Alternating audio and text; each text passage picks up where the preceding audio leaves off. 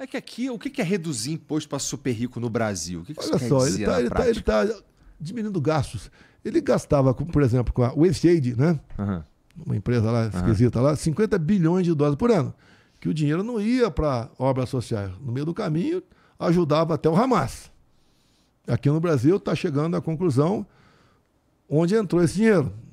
Pelo que tudo indica, teremos alguma surpresa por aí. Não quero adiantar porque eu posso estar equivocado. Tá. Nós aqui no Brasil, nessa questão de reduzir impostos, te falei agora há pouco, os impostos federais, de combustíveis, etc. E a última linha dele foi choque de energia. Ele falou que ia explorar. Ele acabou com a lei, por exemplo, que obrigava a ter uma cota de carros elétricos lá. Você vai em Fernando de Noronha? Eu fui um tempo atrás, 6 anos atrás. Tem 2 semanas. Eu fui 6 anos atrás. Tem um carrinho elétrico na ilha, mas é recarregado numa termoelétrica pequenininha que tem lá. Hoje tem carro elétrico pra cacete, Não, mas é uma termoelétrica. Fica até mais caro. Esse choque de energia, que ele falou que vai explorar reservas indígenas e área de proteção ambiental, aqui no Brasil. Se eu não me engano, é só porque é mó difícil o combustível. Aqui no Brasil, por exemplo, o petróleo da margem equatorial comigo estava sendo explorado. Ou trocaria o chefe do IBAMA. Mas a gente não consegue explorar energia limpa com Aqui no Brasil, vamos lá. Montão. Energia. Você tem, por exemplo, fizeram Belo Monte e Fio d'Água, pelo amor de Deus. Você vai, por exemplo, em Roraima, Vale do Rio Cotingo, 12 quilômetros por 600 de queda. Um rio com muita água. Mas é reserva indígena. Você tem que botar ali uma hidrelétrica com poucas obras de arte. E daria também para abastecer talvez metade do Nordeste. Você tem potencial pelo Brasil. Mas essas reservas indígenas, que não é para proteger o indígena, elas foram demarcadas no passado para complicar a nossa vida. Por exemplo, Yanomami nasceu em 92, numa portaria do ministro da Justiça em 92. Uma viagem que o presidente fez aos Estados Unidos, na volta de contrapeso foi isso. Foi demarcada a reserva indígena Yanomami. E assim, resolve isso? Chama os caras para conversar, os indígenas? Você precisa do parlamento, por isso que tenho falado, né? Me dê 50% da Câmara e 50% do Senado que eu resolvo os problemas do Brasil. Você pode ver, eu preciso de uma lei, eu não consegui aprovar, para derrubar outra lei que diz que quem desmarca, quem revoga decreto ambiental é uma lei e não outro decreto presidencial. Com isso daí, eu faria da Baía de Angra uma Cancún. Numa das idas para a região lá do Oriente Médio, um cara daquele me ofereceu $1 bilhão para investir na Baía de Angra. E eu não sabia desse decreto ambiental. Quer dizer, sabia, mas não achava da complexidade para desmarcá-lo. Não consegui, até que tinha pandemia no meio, entre outras coisas. Né? Se tivesse conseguido, ia investir aqui. Você vai para a Baía de Ilha Grande, você vai para a Ilha da Jipoia, tem a Praia do Dentista ali do lado. Ali você pode ter um hotel lá com 500 quartos. Você vai para a Ilha do Sandre, um pouquinho menor, 200 quartos. E lá tem dezenas de ilhas, tem praias, coisa mais linda. Mas você não pode fazer nada. Por uma questão ambiental, que não é preservada. Com um hotel lá, você pagaria a missão para o dono do hotel para preservar a área toda. E ele faria isso aí. Nossa, é complicado então mesmo, você, por exemplo, tem gente que vai para Cancún e podia ir para a Baía de Angra. Lá a água é mais quente do que aí fora, não tem tubarão, não tem tufão, não tem nada. E você tem como... O turismo é a maneira mais fácil de você conseguir dinheiro para o seu país. Quem me botou isso na cabeça e provou foi o Gilson, que foi o nosso ministro do turismo. Logo que o Gilson assumiu, o que ele fez? Vamos aqui isentar de visto. Canadense, japonês, australianos e americanos. E sim, levei pancada para não querer mais, que não tinha reciprocidade. Você acha que foi um avião cheio para Orlando, de brasileiros? Uma parte considerável vai ficar lá ou não vai? Vai ficar. O americano não vem para cá, para ficar aqui.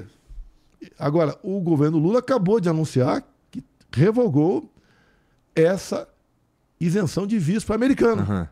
Ou seja, teremos menos milhares de americanos no Brasil e menos milhões de dólares aqui dentro.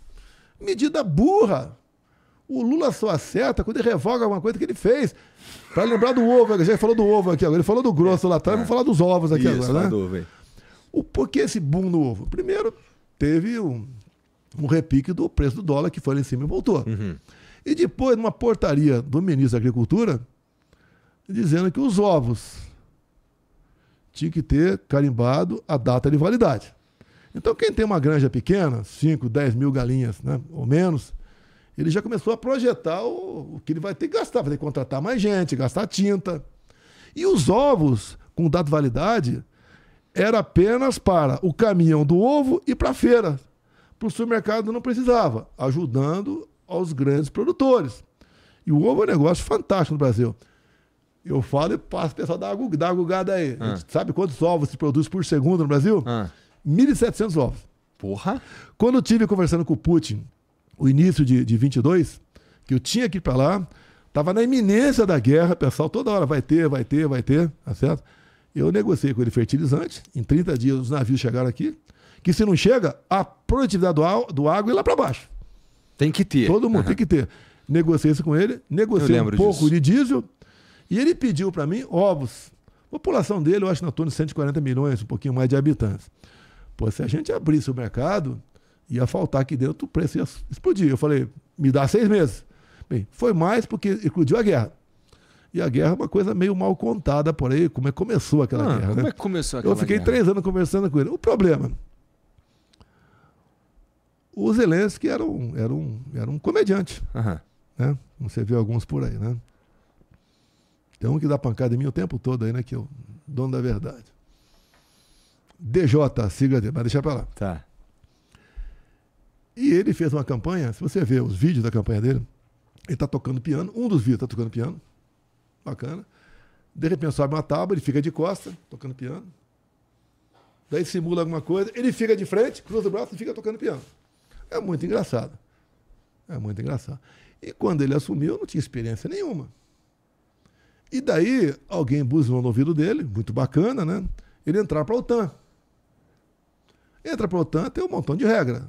Armamento, país solidário com o outro, um montão de coisa lá. E permitiria você botar ogivas nucleares na fronteira com a Rússia a 5 minutos de Moscou. Você volta um pouquinho no tempo, 62, Baía dos Porcos, onde a União Soviética queria botar mísseis. A poucos minutos de ponto estratégico dos Estados Unidos. O americano tirou de lá. Aqui foi a mesma coisa. Antes que ele consolidasse, ele pegou e resolveu invadir. Cada um pense o que bem entender. Eu tive com o Zelensky, pessoalmente, no começo, por telefone, ele queria que eu aderisse o boicote, tá? Que o Brasil pode ter uma coisa. Lógico, eu estava bem acompanhado comigo, tá certo? O Brasil tinha condições de aderir ao boicote nessa época? Você pode dizer, mas eu perguntei para ele, desculpa, eu sei da tua situação. Agora vai resolver o assunto? Se a Rússia deixar de fornecer fertilizantes para nós, e nós temos o que nós importamos, lá na foz do Rio Madeira. Você não pode tirar porque é reserva indígena. Olha que país é esse. Eu até elogio o Aldo Rebelo, que trata muito bem desses assuntos, que foi lá atrás do PCdoB. Mas é um cara fantástico, o Aldo Rebelo. Está no MDB agora, quando eu converso com ele. Tem uma grande virtude que é palmeirense, né? Mas é um cara que conhece da Amazônia e conhece Você não tem vergonha de falar isso ao vivo, não, cara? Conhece essas questões aí. Sou porco, tia. Pô, deixaram. Ele tava fora da beira-fada, deixaram entrar, agora fica complicado aí. Tá. Então, a gente tava falando do Aldo Rebelo que... Tá, então essa questão da guerra começou por aí. Tá. E depois e agora? Eu não sei como. Mas agora o Putin já quer o acesso ao mar. Agora o Quando Putin há uma guerra, quem perde paga. Isso é a regra. Não adianta você falar, eu não quero assim, não é justo. Os caras perderam não sei quantos, milhares e milhares e milhares de vidas. A população jovem lá da Ucrânia foi embora. Parte da Rússia também. Agora, lá tem uma área muito rica em minério, como nós temos em Roraima. Tá? Nós temos uma tabela periódica lá em Roraima, é a mesma coisa. E naquele contrato lá, naquele acerto negociado... Terras raras que chama, né? Sim, terra rara para chip, etc. Então, essas questões todas, o pessoal fica de olho. Agora, nessa negociação toda, a Ucrânia pode abrir a exploração para a empresa americana. Uma empresa americana lá é uma garantia de não invasão russa, de novo retorno. Tem essa garantia. Agora, a Rússia quer alguma coisa.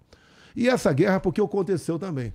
Que para a Rússia poder fazer com seus navios, né, seus vasos de guerra vão pelo mundo, tem que ser pelo sul ali, na região da Crimeia, que estava cada vez com os mísseis ali, fica complicado. Então, entendi. A regra do jogo está aí. Ninguém vai invadir.